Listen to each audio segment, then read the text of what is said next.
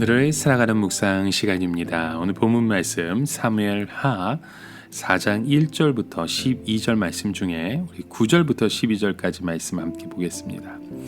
다윗이 브에롯 사람 림몬의 아들 레갑과 그의 형제 바하나에게 대답하여 그들에게 이르되 내 생명을 여러 환난 가운데서 건지신 여호와께서 살아계심을 두고 맹세하노니 전에 사람이 내게 알리기를 보라 사울이 죽었다 하며 그가 좋은 소식을 전하는 줄로 생각하였어도 내가 그를 잡아 시글락에서 죽여서 그것을 그 소식을 전한 갚음으로 삼았거든. 하물며 악인이 의인을 그의 집 침상 위에서 죽인 것이겠느냐. 그런즉 내가 악인의 피 흘린 죄를 너희에게 갚아서 너희를 이 땅에서 없이 하지 아니하겠느냐 하고 청년들에게 명령하며 곧 그들이 죽이고 수족을 베어 헤브론 목가에 매달고 이스보셋의 머리를 가져다가 헤브론에서 아브넬의 무덤에 매장하였더라.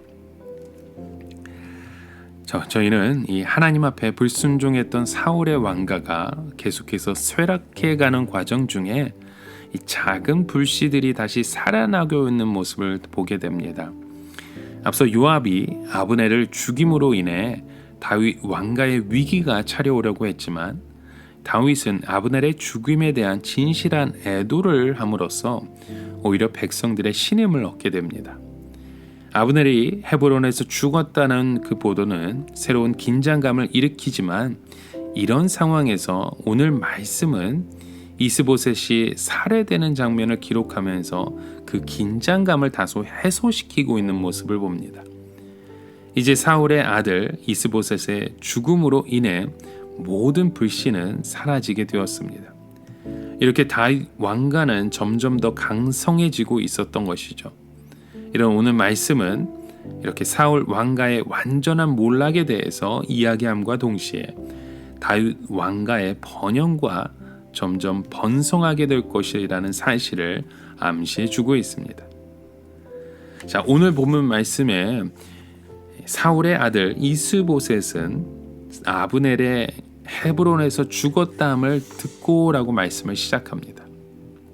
그리고 이 소식을 들은 이스보셋은 손에 맥이 풀렸고 온 이스라엘이 놀랐다고 보도하고 있습니다. 그 이유는 여전히 아브넬은 북이스라엘의 실제적인 권력의 중심 인물이었고 또 반면 자신을 배신하고 국가 통합을 위해 협상했다는 사실을 알았기 때문이었죠. 그래서 이스보셋은 무력한 상태가 되었습니다. 이는 곧 무력하게 죽게 될 것임을 암시하는 듯합니다. 북이스라엘의 앞날이 더욱 불명확해지자 아브넬 이후 권력을 잡아 있었던 두 군장 즉 바하나와 레합이 낮잠을 자고 있는 이스보셋을 결국 살해하고 맙니다. 이스보셋을 살해한 사람의 이름을 언급한 이유는 후대에 이스보셋을 죽인 자가 다윗이 아니라는 사실을 전하기 위함이었죠. 이렇게 해서 사울 왕가의 막이 내리고 말았습니다. 이스보셋의 목을 베어 아라바를 지나 헤브론에 도착한 두 군장은 이스보셋의 머리를 다윗에게 드리며 8절에 이렇게 고백하죠. 왕의 생명을 해하려 했던 원수 사울의 아들 이스보셋의 머리가 여기 있나이다 라고 말합니다. 그들은 자신들의 공로를 부각시키면서 다윗에게 큰 보상을 기대했던 것 같습니다. 하지만 다윗은 여러 환난에서 건지신 여호와께서 살아계심을 두고 맹세를 선언하죠. 다윗은 먼저 10절에서 사울을 죽였던 사람이 좋은 소식을 전한 줄 알았지만 그를 잡아 시글락에서 죽였던 사실을 언급합니다. 그런데 하물며 악인이 의인의 집에 침상에서 죽인 사건을 어찌 용서하겠느냐라고 반문을 합니다. 따라서 다윗은 그들의 피를 그들의 손에서 찾을 것이라고 선언을 하죠. 이 사건을 통해서 어떤 길이 하나님이 보시기에 합당한 길인지를 분별하고 그 길이 가는 것이 하나님의 은혜라는 사실을 우리는 발견하게 됩니다. 이렇게 다윗은 암살자들에 대한 죄를 선언한 후에 바로 그것을 실행합니다. 12절 상반절에 말씀하죠. 청년들에게 명령하며 곧 그들이 죽이고 수족을 베어 헤브론 목가에 매달았다고 말합니다. 수족을 베어 헤브론에 매달게 했던 그 이유는 그들의 손으로 이스보셋을 죽이고 그들의 발로 달려와서 스스로 자신의 죄를 증거했기 때문에 그것을 알리도록 하기 위함이었을 것입니다. 이어서 다윗은 이스보셋의 머리를 가져다가 헤브론에서 아브넬의 무덤에 매장하도록 합니다. 참 여기서 흥미로운 것은 이 가져다가라는 그 동사를 사용한 점인데요. 이 동사는 복수형으로 쓰인 동사입니다.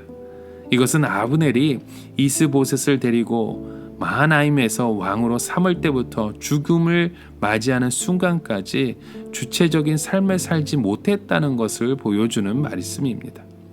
또한 아브넬의 무덤에 장사되었다는 것도 이를 뒷받침해 주는 것이죠. 끝까지 아브넬의 뒤를 따르는 무능력한 존재였다는 사실을 보여주는 것입니다. 자, 이제 사울의 왕가는 마지막 종착역에 도착을 합니다.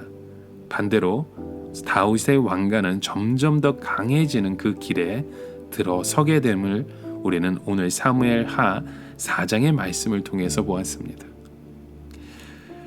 여러분, 오늘 우리의 말씀 가운데 무엇을 바라보게 됩니까?